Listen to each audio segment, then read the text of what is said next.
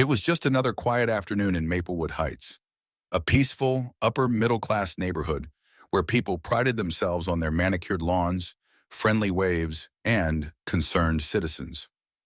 Karen Whitman considered herself one of those concerned citizens. She was the kind of woman who peeked through her blinds at the slightest unfamiliar movement outside, the kind who posted on the neighborhood Facebook group about suspicious vehicles, the kind who believed she was keeping the community safe. So when she saw two Filipino men, Jose and Mateo, moving into the house three doors down, something inside her didn't sit right. They didn't have a moving truck, just a few suitcases. No wife, no kids, just two foreign-looking men. And then there was the way they talked, the way they laughed. It wasn't English. It wasn't American. Karen's mind began to race. How did they even afford a house here? Were they renting? Or worse, squatting? She wanted to believe she was just being cautious, but deep down, Karen had already made up her mind. They didn't belong here. If you're invested in this story so far, make sure to subscribe and turn on notifications so you never miss a video. We've got more eye-opening stories coming your way. Now let's get back to it. Karen couldn't shake the feeling that something was off. It wasn't just their presence. It was the way they acted like they belonged. They weren't keeping their heads down. They weren't tiptoeing around like guests in someone else's space. No, they were comfortable. They laughed freely on their porch. They greeted the mailman. They even had the nerve to walk their dog like they were just like everyone else. Karen hated it. She had lived in Maplewood Heights for over 15 years. She knew what kind of people moved here: retired professionals, well-to-do families, business owners, people who fit in. But these two? They didn't look like doctors or lawyers. They weren't dressed like businessmen. And that language they spoke, she didn't recognize it, but it wasn't English. They could be talking about anything, she muttered to herself. What if they're plotting something? Her thoughts spiraled. She started paying extra attention whenever they were outside, taking mental notes, watching. She even made small talk with the neighbors, subtly steering the conversation toward the new arrivals. Did you see those two guys that moved in? Weird, right?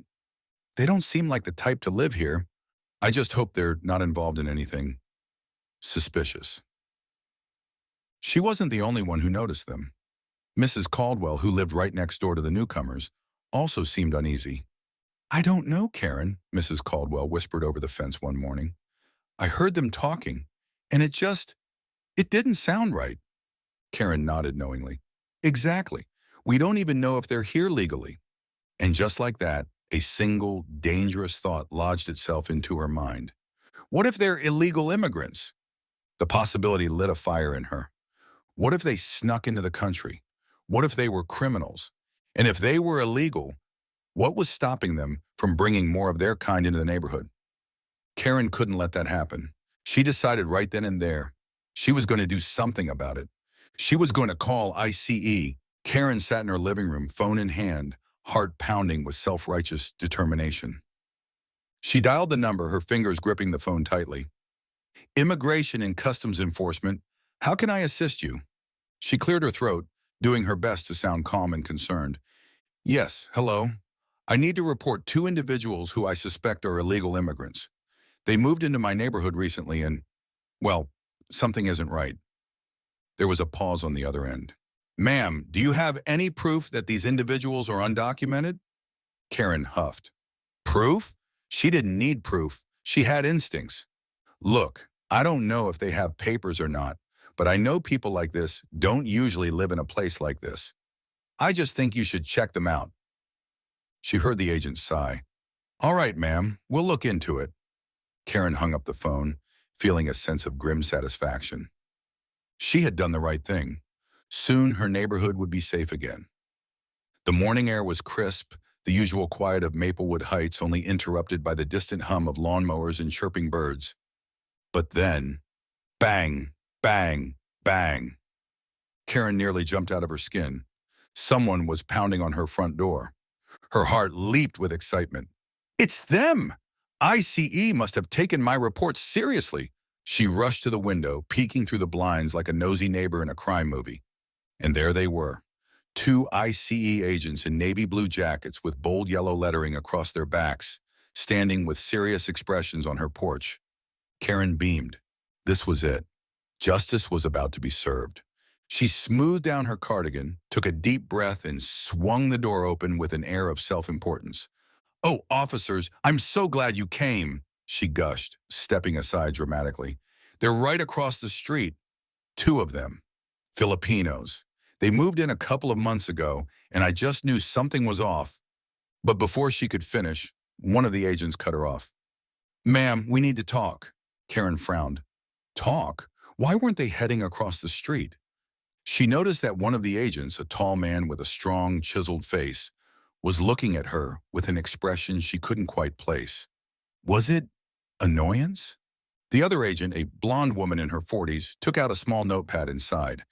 "We received a tip from this address," she said, flipping a page. "You reported two individuals suspected of being undocumented immigrants." Karen nodded eagerly. "Yes, that's right. They've been living there for months and they don't even speak English all the time. I just knew something was off, so I called because, you know, safety and all." The agents glanced at each other. The male agent crossed his arms. "And what made you think they were undocumented?" Karen blinked. She hadn't expected this level of questioning. "Well, I mean, I don't know for sure, but they don't really fit in around here. And they talk in some foreign language. It didn't seem right." She waited for their approval, for them to nod and say she did the right thing. But their expressions stayed flat. And then the man spoke again. "Ma'am, those two men, they're both U.S. citizens." Karen's stomach dropped. What?" The agent didn't blink. "They were born here. Their families have been in the country for generations. One of them, Mr. Reyes, he's a decorated U.S. Navy veteran. And the other?" He took a step forward, his voice laced with undeniable satisfaction. "That would be Special Agent Michael Dela Cruz, my colleague." Karen's mouth went dry. Colleague?" she croaked. The man in front of her nodded. "Yes, you didn't just call ICE on two innocent men. You called ICE on one of our own." Silence. Cold, suffocating, soul-crushing silence. Karen felt like the ground was falling out from under her. The male agent shook his head, letting out a humorless chuckle. "You know, I was actually going to ignore this report, but when I saw the name, when I realized someone had tried to sic ICE on Michael of all people," he let out a sharp exhale. "I had to see for myself." Karen could feel her face burning. This wasn't how this was supposed to go. This was supposed to be a win, a moment where she proved that she had been right all along. Instead, she was standing there like an idiot, face to face with the very people she had thought would praise her. The female agent flipped her notepad shut. "Just so you know, false reports can have consequences, ma'am. Try this again, and you might find yourself in trouble." Karen stammered, her hands shaking. I didn't mean any harm. I just thought—" "No, you didn't think," the male agent snapped. "And that's the problem." He stepped back, nodding toward his colleague. "Let's go." Karen could only watch in horror as they turned away. No arrests, no deportations, just two ICE agents shaking their heads at her.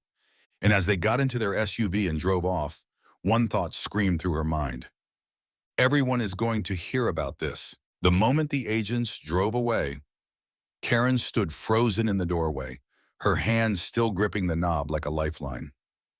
Her mind raced. The embarrassment, the humiliation, it was all too much.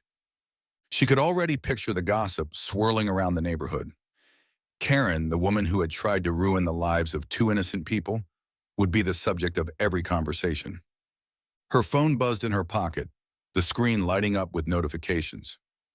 Karen swiped it open, hoping for some relief, some reassuring words from her closest friends, but instead her heart sank. A comment from her neighbor Janice appeared at the top of the list. "Karen, are you okay? Heard you called the ICE on the Reyes brothers. That's not okay." The others followed one by one. Messages flooded in. "I thought you were better than this. What were you thinking?" "Karen, you need to get your facts straight before doing something this drastic. This isn't what we stand for in this neighborhood. You should apologize." She stared at the screen in disbelief. How could they turn on her like this? These were the same women who had clucked their tongues when she ranted about those foreigners moving into the neighborhood. They had shared her suspicions about the new people, even discussed how the neighborhood had changed over the years. Now Karen was suddenly public enemy number one. Her heart raced as she started pacing the house. She didn't want to accept it, but it was true. She had messed up in a way that no amount of damage control would fix. The text messages kept coming. Karen, I think you should leave the neighborhood chat for a while. We don't condone this behavior. Her fingers trembled as she tapped out a response. I made a mistake. Please just give me a chance to explain. But before she could even hit send, she was bombarded with more messages, this time from people she didn't even know. Neighbors she had once waved to in passing were now ignoring her.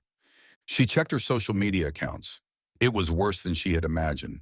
Her feeds were filled with angry comments from people who didn't even know the full story. Her Instagram, which used to be filled with posts about her garden, her trips, and her pride in the neighborhood, had turned into a hate storm. Karen, the racist snitch. Stay away from us. Shame on you, Karen. You're not welcome here anymore. She felt like the walls were closing in. The once supportive community she had counted on to back her up had completely turned their backs. Her heart sank even lower when she heard the faint sound of a knock on the door. Could it be the agents again, back to reprimand her? Or maybe a neighbor coming to give her a piece of their mind in person? But no, it was worse. Standing outside were the Reyes brothers. Karen opened the door just a crack, trying to hide the panic rising in her chest. But Marcus, one of the brothers, didn't waste time. We don't want trouble, Karen, he said in a calm but firm tone, his eyes steady. But you should know, we've heard everything. Everyone's heard. Her face flushed. I didn't mean for it to go this far. I thought... Marcus raised his hand, cutting her off. You didn't think, Karen. That's the problem. You didn't think about how your actions would hurt real people. Darnell, who had been standing silently by Marcus's side, stepped forward. His expression was serious, but there was something about his gaze, something that stung Karen's pride. You can't just target people based on where they're from. You can't keep people out because they don't look or speak the same way you do. Karen's throat tightened. She tried to fight it, tried to keep her composure, but her voice shook as she muttered, I didn't mean to hurt anyone. But Marcus didn't soften.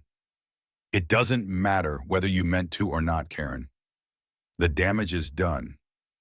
Darnell nodded, his voice cold. We used to think you were just a little misguided. Now, you're dangerous. Before Karen could respond, they turned and walked away, leaving her standing in the doorway, broken and alone. In the weeks that followed, Karen's life was never the same. She attempted to make amends, but the damage was far too deep. Her neighbors kept their distance. Friends she thought were allies avoided her, and she could feel the weight of her actions pressing down with every passing day. As for Marcus and Darnell, they continued their lives, unfazed. The community that had once doubted them now saw them for who they really were, hardworking, respectful, and unbothered by the ignorance around them. They had earned their place, and no amount of shameful attempts by Karen could take that away.